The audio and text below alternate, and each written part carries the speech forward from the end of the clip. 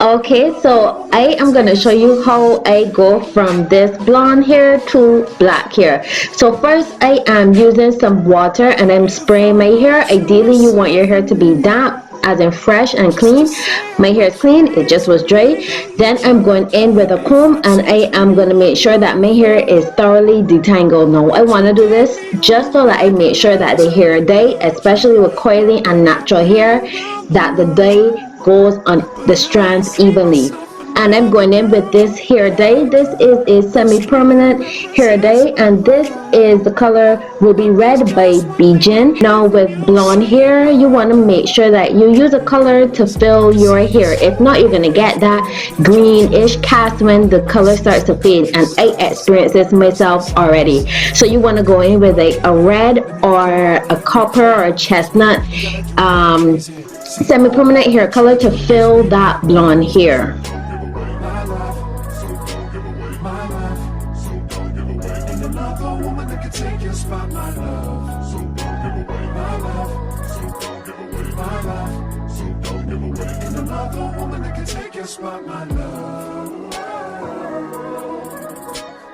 And I'm just going through my hair to make sure that I get the dye completely on, and I left the dye on for 25 minutes.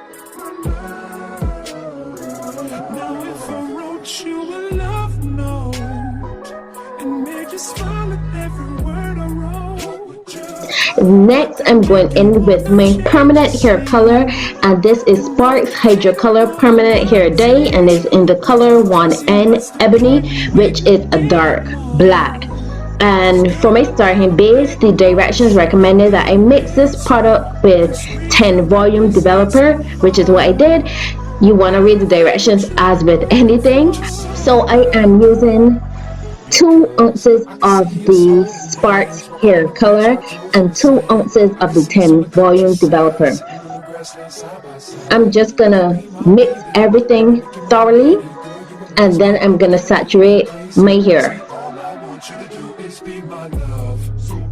And I think I forgot to mention, my red hair, I actually allowed it to air dry, and then I'm applying this black hair dye.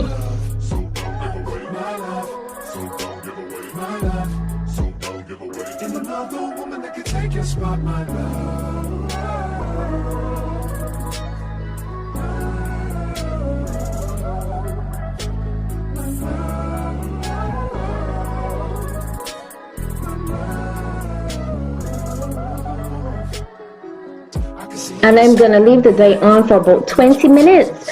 Washed it out and thoroughly conditioned and treated my hair, and this is the end result. Y'all, I have not seen my hair myself with black hair for like almost a year. It was so surreal. Even my nephew was like, "Auntie, you look so strange with black hair."